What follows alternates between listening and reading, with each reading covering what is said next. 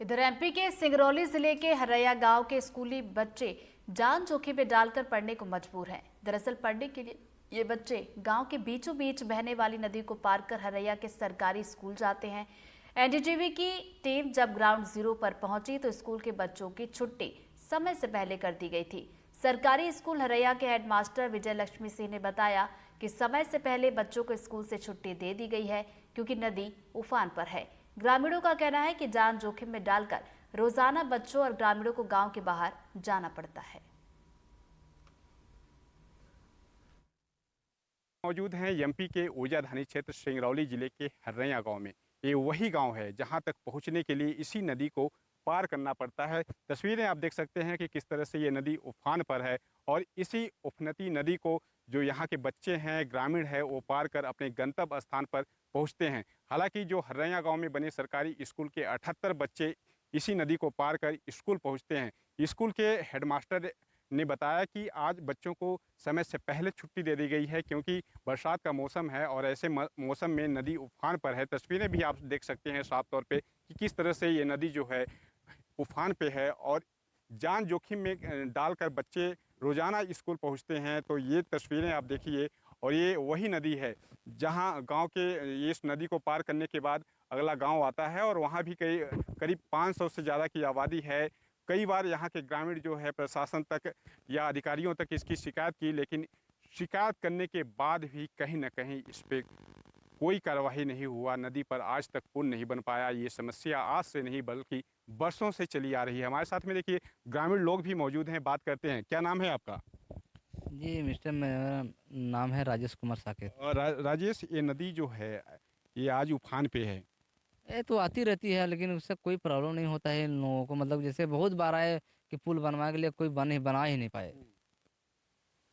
कई बार लोग यहाँ पे आए पुल बनवाने। हाँ, कई बार आप लोग ने मांग किया। बहुत मांग की हम लोग की बनवा दो बनवा दो। सरपंच से बात की, हर सब इनसे बहुत लोगों से, विधायक से बात किया कि कम से कम बनवा दो। और सरपंच से ही बात करेंगे, कम से कम किसी प्रकार से बनवा दीजिए आप हम लोगों का रोड। यहाँ के जो रोजाना बच्चे हैं, बच्चों की जो सफर होता है बहुत इसको। प्रॉब्लम है, बहुत प्रॉब्लम है। हम लोग को बच्चे पढ़ने लिखने भी जाने में मजबूर हो जाते हैं। 2-4 दिन, 5 दिन, 10 दिन तक स्कूल नहीं जाते हैं। बहुत तो समस्या साफ है। तौर पे जो ये ग्रामीण हैं बता रहे हैं कि बच्चे 2-4 दिन स्कूल नहीं जाते हैं क्योंकि ये नदी अक्सर उफान पे होती है और जान जोखिम में डालकर कहीं ना कहीं जो ग्रामीण है वो अब इसी नदी को पार करते हैं और अपने गंतव्य स्थान तक पहुंचते हैं। सरकार से मांग कर रहे हैं। फिलहाल देखने वाली दिलचस्प बात होगी कि इस नदी पर कब तक पुल बन पाएगी, कब सरकार जागेगी। सिंगरौली से एनडीटीवी के लिए देवेंद्र पांडे। बढ़ते अगली ग्राउंड रिपोर्ट की तरफ, जहां बारिश ने शिवपुरी के लोगों की भी मुश्किलों को बढ़ा दिया है। इसके साथ ही प्रशासन के दावों की पोल भी खोल दी है। कई इलाकों में पानी भर गया है। लोगों का आरोप है कि उन्होंने कई बार अधिकारियों के सामने समस्याओं को रखा, इसके बावजूद कोई कार्रवाई नहीं की गई।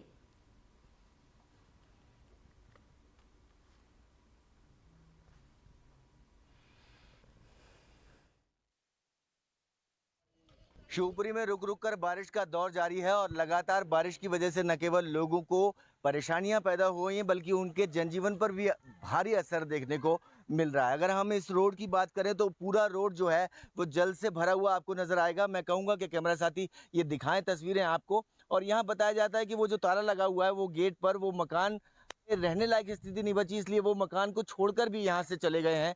तो स्थिति है, अगर ऐसी परेशानियां लोग यहाँ अनुभव कर रहे हैं और लगातार शिकायतें भी कर रहे हैं कि जल भराव की समस्या से निजात दिलाया जाए, लेकिन उनकी सुनवाई नहीं हो रही है। आप देखेंगे कि इस तरफ भी पूरा एक पानी का सैलाब है जो तालाब सा नजर आता है। और इस रोड की अगर हम बात करें तो ये रोड न केवल कमलागंज को साइंस कॉलेज से जोड़ती है बल्कि एक तेज आवागमन वाली रोड है और यहाँ अक्सर या आना जाना लगा रहता है। इस तरह के वाहन हो या पैदल यात्रियों का निकलना लगातार यहाँ से होता रहता है। हम बात करेंगे कि ये जो जल पानी जब भी बरसता है तब आपका पानी भर जाता है, तो आप लोग शिकायत नहीं करते? शिकायत कर रही है, कई बार की है, लेकिन कोई कुछ सुनवाई नहीं होती है। किसी प्रकार की कोई सुनवाई करना ही नहीं चाहता है।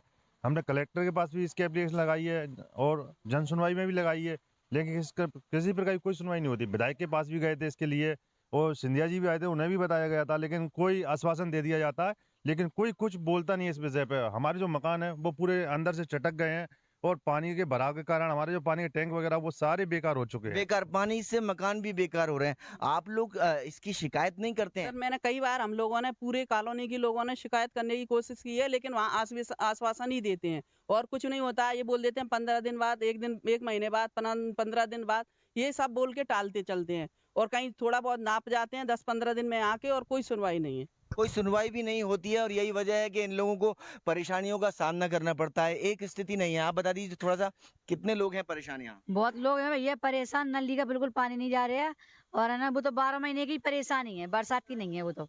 हाँ, और जगह जगह किराया लगा के फिरते हैं मेंबरों के पास में, वो है ना ले लेते हैं दरखास्त और सुनवाई नहीं होती। सुनवाई नहीं होती। हर तरफ से आवाज़ आपको सुनाई दे रही है कि सुनवाई नहीं होती, और सुनवाई नहीं होती तो फिर इनकी तकलीफ़ें दूर होंगी तो भला कैसे? अगर मैं आपसे कहूं कि मेरे कैमरा साथी आपको ये तस्वीरें दिखाने की कोशिश करें कि ये सिर्फ इस रोड की ये हिस्से की तकलीफ़ और समस्या नहीं है, बल्कि आप यहाँ से वहाँ तक अगर पूरा नज़र डालेंगे तो बड़ी मुश्किल से यहाँ से पैदल निकलना हो पाता है। पैदल तो छोड़िए, वाहनों को भी बड़ी मुसीबत का सामना करना पड़ता है। पूरी रोड पर गड्ढे हैं, जगह जगह पानी भरा हुआ है, दोनों तरफ मकान बने हुए हैं, घनी आबादी है। लेकिन अगर आप उस तरफ बात करें तो आप देखिए चलते चलते भी लोगों को कई सारी परेशानियां देखने में आती हैं। और मैं आपसे इस पूरी सड़क को इसलिए देखने के लिए कह रहा हूं कि ये जो समस्या है वो वाजिब समस्या है, और लोग इस समस्या से निजात पाने के लिए लगातार मांग कर रहे हैं प्रशासनिक अधिकारियों से, जिम्मेदारों से। अगर ये सारी चीज़ें आप देखेंगे तो वहाँ से वहाँ तक आपको सिर्फ गंदगी नज़र आएगी और पानी का अंबार दिखाई देगा। और यही वजह है कि लोगों को अपना जीवन जीने में कठिनाई पैदा हो रही है और पैदल तक निकलना उनका मुश्किल हो रहा है। अब इनकी सुनवाई कब और कैसे होगी ये देखना अभी बाकी है। शिवपुरी से अतुल गौड़, NDTV।